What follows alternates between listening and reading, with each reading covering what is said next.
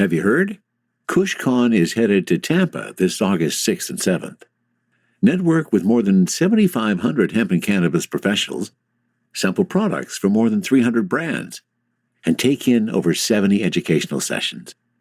If you work in cannabis or hemp, KushCon Tampa is the only place you can meet directly with the nation's largest distributors and retailers. Get tickets and learn more at kush.com/KushCon. Plus, because you're listening to this show, save 50% on tickets with promo code PODCAST. Again, that's kush.com/KushCon. From a studio high above the clouds of the Okanagan Valley, this is the Cannabis Podcast. Exploring the world of Canadian cannabis culture, one toke at a time. Now, here's your host and budtender, Gary Johnston. And let me welcome you back to the Cannabis Podcast. Is this your first time? Well, an especially warm welcome for you. You're going to find 30 or 40 minutes of cannabis information, and you came to the right place. Let me remind you, this program is intended only for those 19 or older in your jurisdiction, and is intended purely for entertainment purposes. You should always consume your cannabis responsibly. As the summer heats up, our cannabis crop is finally getting better. We're starting to see some beautiful flowers in our autoflowers. And I got some great stories today. How about we start with a brief history of getting high? There's some big changes coming to BC cannabis retail this month. One Canadian nursery has got some federal funding to help them out. And we're going to talk about the scourge of our industry, the plastic packaging. And here's something you may not have heard about. Have you heard about THCP, tetrahydrocannabidiol? It's a recently discovered cannabinoid that is supposed to be much stronger than THC. And speaking of THC, on Cultivar Corner, it's another trip to the Kootenays for Sweetgrass Cannabis's Mendoz Stomper. All of that and more on episode 102 of the Cannabis Podcast. And before we get too far in, let me say once more, thank you so much for being a listener. I love the fact that you're here and along for the ride. And I especially want to thank some supporters who have given me a lot of support over the last couple of weeks. Thank you to Christine, who bought me a bunch of doobies and became a subscriber. Welcome aboard, Christine. Lovely to have you here.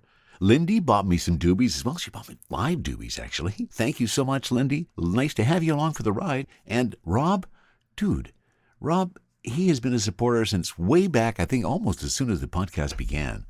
And Rob continues to be a supporter. He bought me some more doobies this last week. Thank you so much. And thank you, of course, to all of my subscribers as well. Kevin renewed, JS renewed, William renewed. We now have Christine. And of course, don't forget Jordana. She's been there right from the beginning. Thank you, Jordana. I appreciate that. It's wonderful to have all of these friends who share a common goal.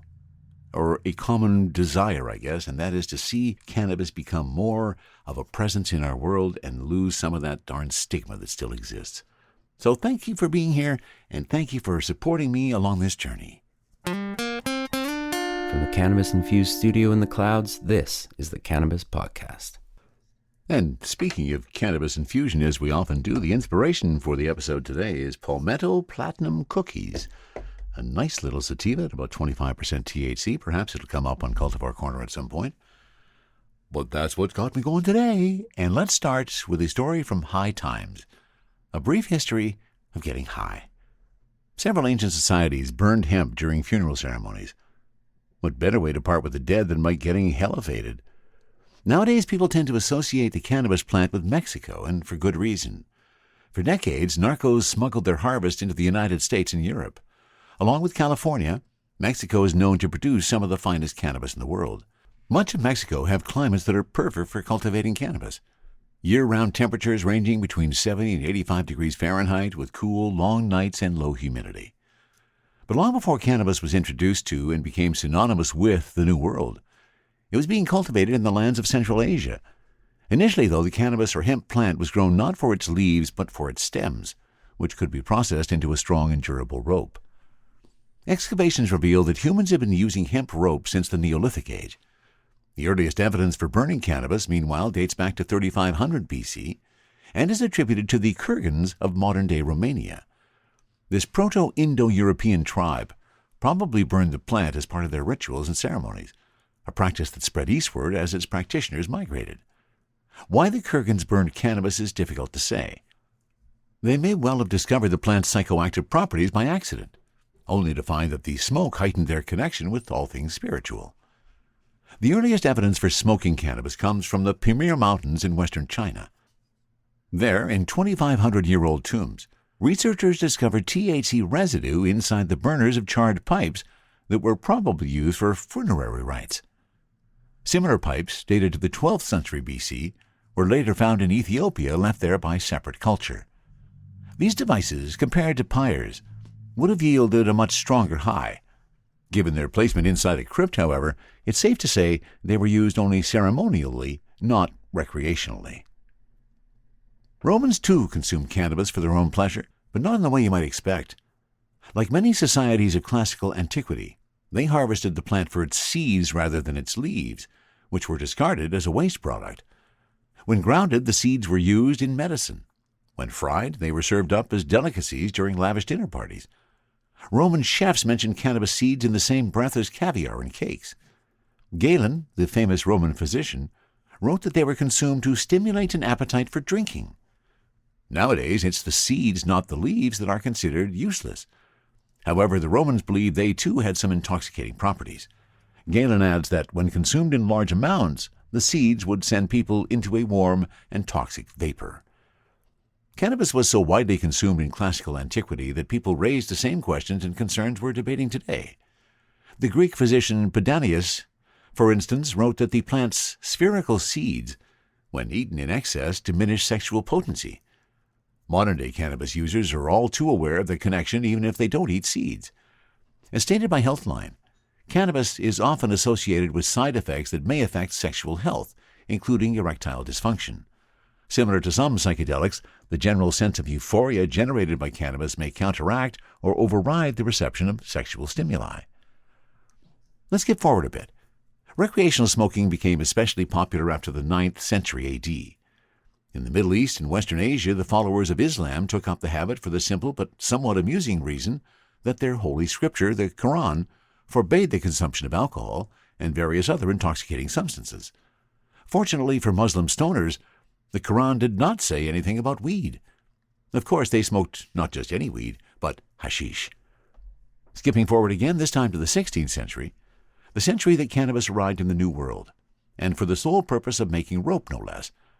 Actually, Americans did not start smoking weed until about 100 years ago, when Mexican immigrants entered the country to seek refuge from the Mexican Revolution. For decades, the U.S. government turned a blind eye on this harmless, multicultural, and age-old practice. However, this changed during the Great Depression, when Washington redirected the anger of unemployed workers to their Mexican brethren. After millennia of peaceful consumption, cannabis was suddenly decried as an evil weed, and in 1937 the U.S. became the first country in the world to criminalize cannabis on a national level. The rest of this point in time has now become history as well. And you can read the full article at hightimes.com, and that was written by Tim Brinkoff. A brief history of getting high. And we're going to stratcan.com for our next story, written by David Brown. British Columbia is making some big changes to its cannabis market, moving towards a more streamlined approach to distribution and sales.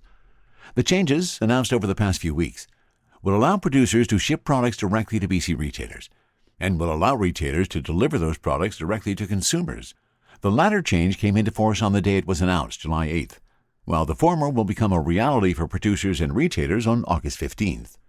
The changes alone are both steps in the evolution of BC's cannabis market, but combined represent a shift in the industry that could mean much more of an opportunity for BC's smaller, independent growers, processors, and retailers to better differentiate themselves from a market currently dominated by uniformity.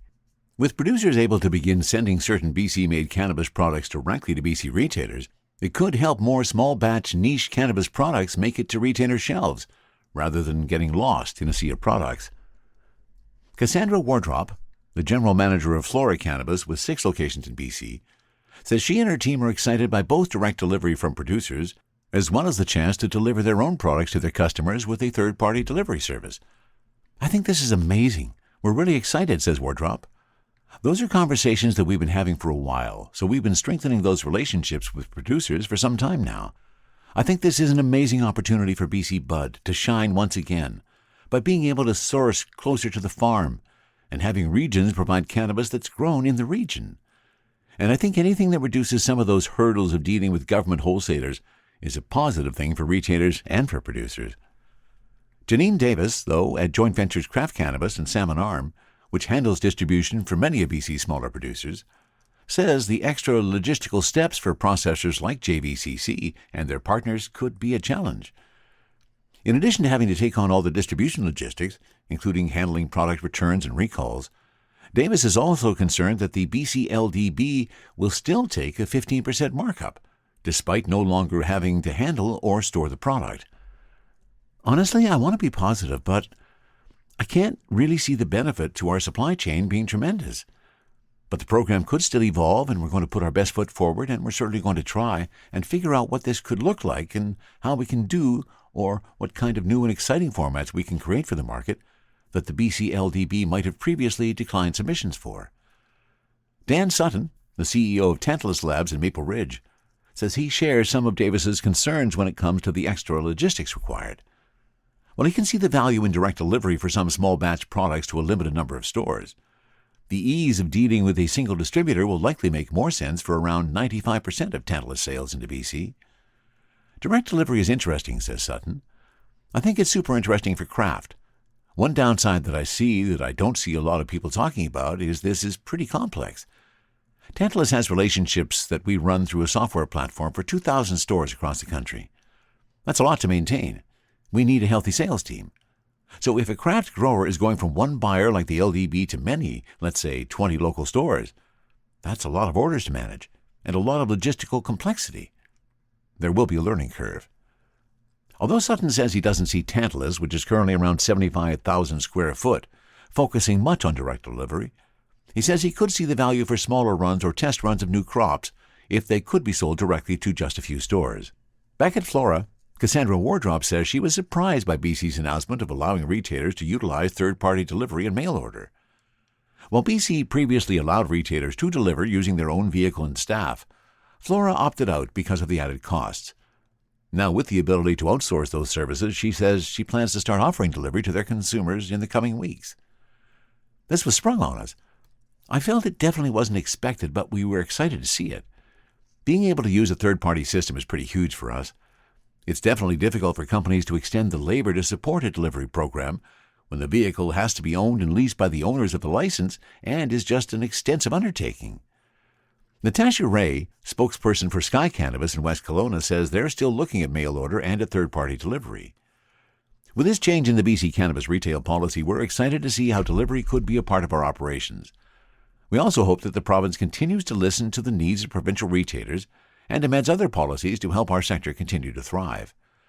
One other option some producers and retailers have raised that still needs to be clarified by the BC government is if farmgate retailers, once that system is allowed later this fall, will also be able to utilize forms of delivery like mail order or a third-party service. If so, this could open up a whole new opportunity for smaller producers, especially those in more remote parts of the country, to get their products to consumers. And retailers' ability to utilize mail order, in combination with having products delivered directly to the producer, could allow those shops to serve all of BC with a unique product potentially no one else has. And it is really nice to see the cannabis landscape changing in the retail perspective in BC. These changes are, I think, eventually going to help out a lot of people in the industry, although, as was pointed out in that story, there are some complexities that we have to figure out along the way. THC, CBD, terpene profiles, what's in me? Oh, please explain to me. Cultivar Corner, Cultivar Corner, oh yeah. Cultivar Corner, please explain this stuff to me. On Cultivar Corner today, we're taking a rather unique approach. I'm not suggesting this implies there was lack of planning on my part. I was looking into a specific window where I had an opportunity to do this Cultivar Corner, in that the house was mine and there was not going to be any noise and I could get some things done. Unfortunately, in so doing, I didn't have my Crafty Plus charged up. So I will add an insert later where I taste the Mendoz Stomper. So what are we doing? we are heading back to the Kootenays. We did some of their product just a few episodes ago, and that was their mint chocolate chip from the folks at Sweetgrass Cannabis.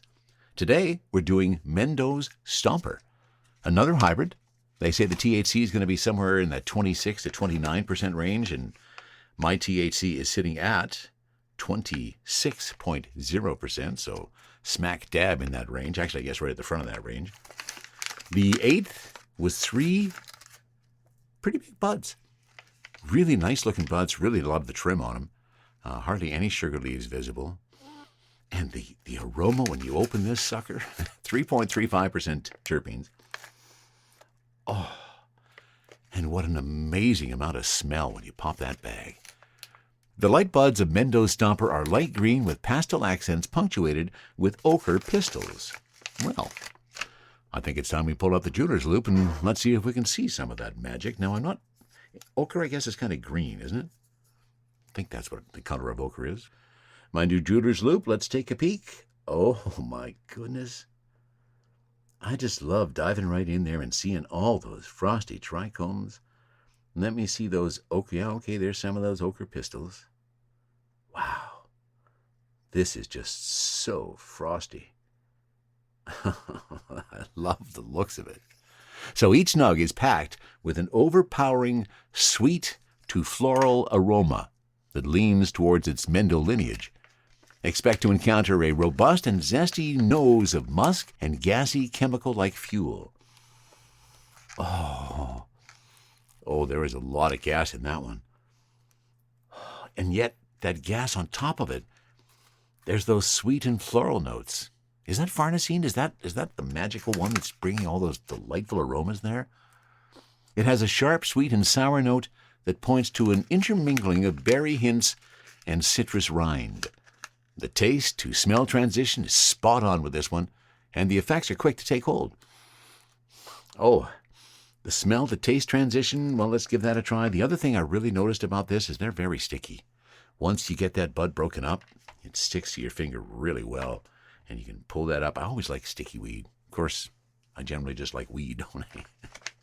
Before we take a taste, let me also give you a bit of a discussion on the label. So NASCO is the guy responsible for marketing and all the other stuff at Sweetgrass Cannabis, probably does a whole bunch of other things too. He popped into the store a week or two ago to say hi and introduce himself. Really appreciated getting to meet you, NASCO. And we had a bit of a chat, I guess previously to that, about the labels that they have been using. This is their first batch that went out the door that I have in my hands, the Mendoz Stomper. And we've spoken about before that with their previous cultivar that there was little information on the label. They're a new company. They're just getting started. Their second batch of Mendoz Stomper hits the stores sometime in August. I'm going to be really curious to see whether they have adapted the suggestions that we made, and we've added those components to the label that tells us the farnesene, or rather the terpene levels, and the total terps. That will be interesting to see. So once again, I will be adding a little piece where we can get the true taste of Mendoz Stomper. Once the Crafty Plus gets up to proper temperature, we'll insert that here. This is probably also a good place to tell you the lineage of Mendoz Stomper. Genetics are Mendo Breath plus OZ Kush and Mac Stomper. Mendo Breath, OZ Kush, and Mac Stomper are the three genetics. They come from a breeder called Sunken Treasure Seeds. The aroma is sweet, floral, musk, and gas. And the flavors, sweet, sour, berry, citrus, and fuel. The Crafty Plus is ready to go. Let's see what Mendoz Stomper tastes like.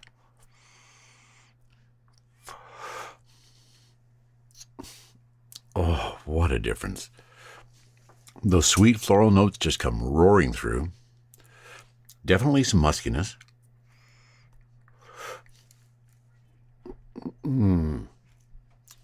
Oh, very smooth. Very smooth. And interestingly enough, I find there's just a hint of the gas when I'm in the Crafty.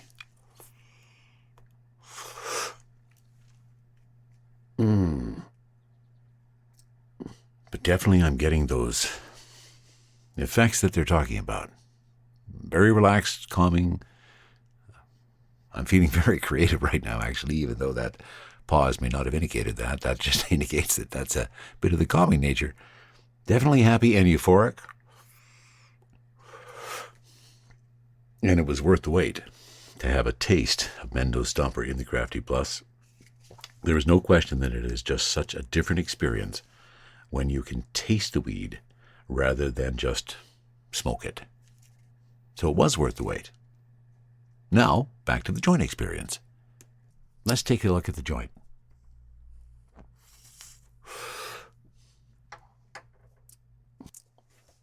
Mendoz Stomper, a hybrid sitting smack dab in the middle between an indica and sativa. The taste-to-smell transition spot on with this one, and the effects quick to take hold.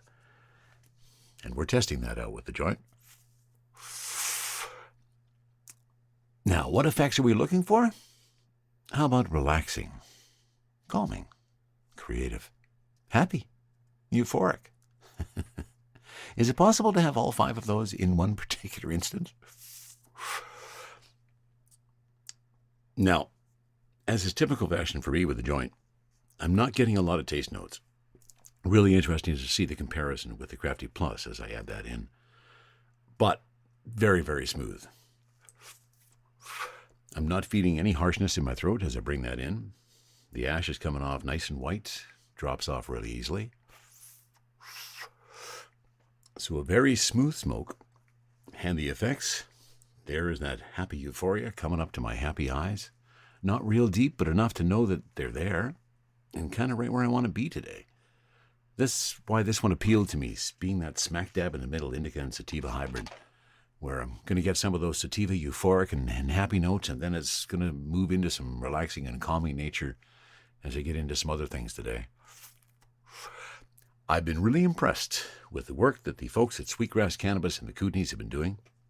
I wanted to try a second of their cultivars because I so enjoyed the mint chocolate chip, and I have to say I'm equally impressed with the Mendoz Stomper. Beta-myrcene, farnesene, transcaryophyllene are your 3 predominant terpenes, and the terpene total 3.35%. Hopefully the new labels will have some of that information on it. If you want to support craft cannabis, grown well in the Kootenays, grown in living soil organically, then maybe you should try Sweetgrass Mendoz Stomper. I don't think you'll be disappointed. This is one of those times where I felt I needed to do a follow-up, because I've gotten really high in the interim. The joint and the Crafty Plus were kind of mixed up in reverse order and fall on top of one each other, and as you can hear, it's had a pretty big impact. I was trying to do something on the computer and realized that I was all messed up, and I thought, I guess I'm really stoned. So be prepared. There could be a bit of a climb that occurs to you after you stop smoking, so maybe take that low and slow approach. You'll never be caught needing to replenish your stash again when you subscribe to Hemper's monthly smoking boxes. Hemper is hands down the best place to stock up on your smoking supplies, no matter the occasion. Curated with innovative and hand-selected products to ensure you are getting the absolute highest quality accessories for your smoking experience. Hemper's monthly subscription service provides $100 in value for only $40. There's also the convenient option to receive one every month, 3 months, 6 months, or yearly. Right now, use promo code PODCAST10 to get started and receive 10% off a Hemper box or the XL box at hemper.com. And we're going to MJ Biz Daily for our next story, written by Solomon Israel. Saskatchewan Cannabis Nursery Mother Lab's recent success securing $1.8 million in federal funding shows how Canada's cannabis industry can benefit from government financing at a time when capital is scarce. It's smart money, and it'll be truly helpful for us to grow and expand throughout the prairies and throughout Western Canada. Brian Bain, CEO of privately held Mother Labs, told MJ Biz Daily. Public records show that cannabis business funding, in some cases worth millions of dollars, has been made available from a range of Canadian federal government bodies for applications including business development, expansion, and research. The investment in Mother Labs from federal agency Prairies Economic Development Canada, Prairies Can, was announced in late June alongside funding to 10 other Saskatchewan businesses. Selling equity or raising funds from a private lender is particularly difficult in the contemporary cannabis sector, Bain said. Money is not easy to get for us right now, and it's not easy to get for anyone in the space, he explained. So when it comes, you have to take it. And it was definitely in line with where we were as a company at our growth stage, Bain said, adding that this was the second time Mother Labs applied for funding. As a nursery, Mother Labs supplies licensed Canadian marijuana producers with starting materials and helps them source and manage cannabis genetics. If a grower has a genetic, let's say it's dirty or they don't want to grow it for a few years, we can take that in, store it, help them manage it, and give it back to them, Bain explained. Mother Labs government funding comes in the form of an interest-free loan meant to match funds from the company, Chief Financial Officer Jeff Barossa wrote in an email to MJ Biz. Barossa said the nursery has a 3-year window to execute its project using the funds, followed by a 5-year repayment period. The loan is interest-free as long as payments are made on time, he wrote. CEO Bain said Saskatoon-based Mother Labs will use the money to expand into British Columbia, as well as investing in automation and hiring new talent.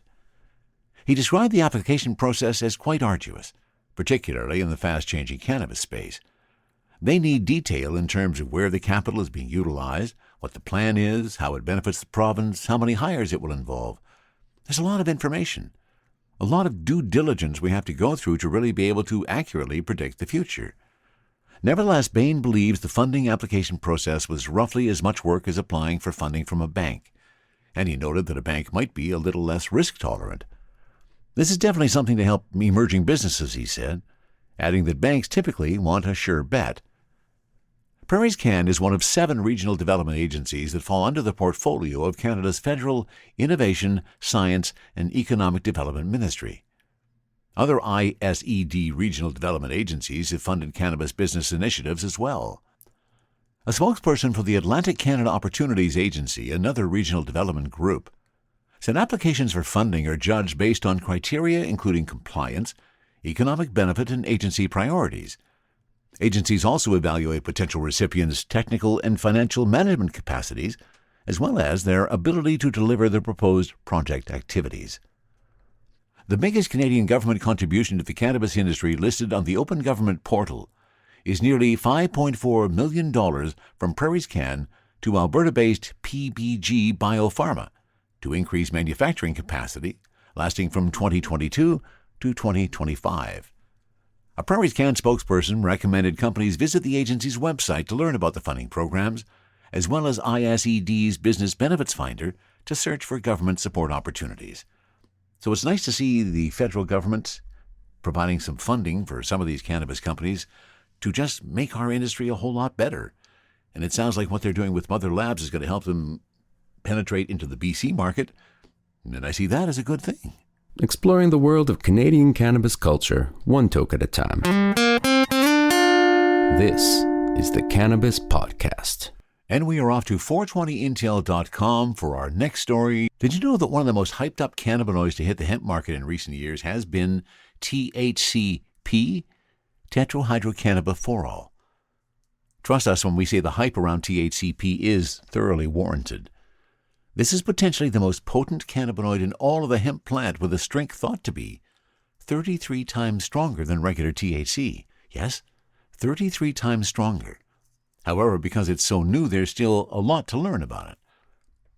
What is THCP, and what makes it so special? Tetrahydrocannabidiol is a naturally occurring cannabinoid that was discovered only in late 2019. A group of cannabis researchers uncovered it by accident when applying the more advanced chromatography-based analysis methods as a sample of the hemp plant. That being said, this is a completely natural cannabinoid that exists in hemp in very, very trace amounts. It's not a synthetic cannabinoid, and it has been in the plant since the plant's existence, despite us only knowing about it recently. The key thing that makes THCP such a fascinating cannabinoid is how it appears to attach to CB1 receptors in the brain at about 33 times the rate of delta-9 THC. Basically, it offers some pretty powerful effects that can put other cannabinoids to shame. No offense to delta-9 THC, delta-8 THC, and delta-10 THC and the like. THCP products are the pinnacle products on the market. Has THCP been researched? We're glad you asked. Yes. THCP is a cannabinoid that has been studied by researchers. This paper comes from the same researchers who first discovered the cannabinoid, but because the cannabinoid has been around for less than a few years, there isn't a lot of material available to learn more about it. Fortunately, the research conducted by the initial team is surprisingly thorough, giving us a lot of necessary information about the cannabinoid's relationship with the body's endocannabinoid system, a number of potential properties, and its potency. Tetrahydrocannabidiol is a cannabinoid that, like others, regulates various functions of the body to work toward getting us into homeostasis. But without a doubt, the main purpose of THCP is recreational. Its high is estimated to be about 10 times as intoxicating as delta-9 THC, meaning it can get you exquisitely high. THC products are said to offer a very euphoric high that can include uplifting qualities to mood in a powerful way. The high is naturally going to be somewhat different for everyone, and so will depend on other factors as well as delivery method, dosage amount, and strain type. Aside from that, we should point out that this may not be the best choice for someone who has never taken any psychoactive cannabinoids before because it is so potent. Again, peer-reviewed research on THCP is very limited, but right now it's been suggested that THCP can pretty much do everything that delta-9 can do, but more powerfully. Researchers have found that THCP possesses the same potential to address common complaints like nausea, low appetite, physical discomfort, inflammation, poor mood, poor sleep, and even neurological dysfunction, but possibly in a more potent way because of how the cannabinoid works so strongly on CB1 receptors throughout the nervous system. So there you go. Interesting identification of a new cannabinoid, or relatively new to us, 2019 when it was discovered. Potentially 33 times more effective at the CB1 receptors than delta-9 THC? We better keep our eyes on this one. And we're going to stay at 420intel.com for our next story about plastic waste and what a problem it's becoming, especially in the cannabis industry. In 2019, the environmental company ReWaste estimated that between 12.7 and 14.1 million pounds of plastic from cannabis packaging ended up in landfills between October 2018 and August 2019. Since cannabis became legal in Canada, sustainability still leaves room for improvement, mitigating the millions of pounds of plastic packaging that legal marijuana produces every year. According to reporting by Leafly, in 2018, the first year of cannabis legalization in Canada, solid black plastic containers were the most visible containers on the market. Additionally, several brands have opted to package their cannabis products in fancy-looking but non-recyclable packaging. Also, jars, which are common for selling flowers, take decades to decompose, which pump toxins into the soil and eventually make their way into the nearest ocean. It's difficult to quantify the market plastic waste problem, but the overall impact has been negative. In 2019, the environmental company ReWaste estimated that between 5.8 and 6.4 million kilograms of plastic from cannabis packaging ended up in landfills. Plastic waste and the cannabis industry tend to go hand in hand, but our specialized process works to mitigate the impacts of this plastic waste on the environment, ReWaste said on its website. In the meantime, cannabis sales and the variety of products available have only increased. A CBC report found that for every gram of cannabis sold legally, up to 70 grams of plastic waste was generated. It's really shameful, said Remy Robichaud of Moncton. Being a coastal province, they should do something about the amount of plastic that goes into our ocean. Marijuana packaging waste is an issue that involves the incipient industry, extending from regulators and producers to consumers. However, industry-wide efforts to promote the implementation of the use of recycled materials and encourage consumers to recycle packaging are visible. As an example, Vermont's Cannabis Control Board recently released its guidance on packaging to reduce the amount of plastic waste being generated by the industry in the state. According to the guidance, packaging intended for consumer purchase at retail locations needs to be reusable and not plastic. All packaging should be capable of repeated recovery, sanitation, and reissue into the supply chain for repeated use. Examples of reusable non-plastic packaging materials mentioned in the document include glass, tin, cardboard, and bamboo. And now that article was written by Joanna Scopel, and I think we all have to agree that the packaging in cannabis has to change. We can't keep dumping all this plastic into the world. It's going to take so many years to decompose, if it ever will. There's got to be a better way. From a studio high above the clouds of the Okanagan Valley, this is the Cannabis Podcast. And once again, let me thank you for being here. I really appreciate the time you take for the involvement, and it makes my job just a whole lot easier and a whole lot more fun. If you ever have a comment on anything you hear on the Cannabis Podcast, please send a note to info@cannabispodcast.com. You can also check us out on the socials @Cannabis Podcast. And remember, if you like what you hear and you would like to support the podcast, you can go to buymeacoffee.com/Cannabis Podcast. And if you feel like it, you can buy me a doobie. That wraps it up for episode 102 of the Cannabis Podcast. From the cannabis-infused studio, high above the Okanagan Valley, this was the Cannabis Podcast.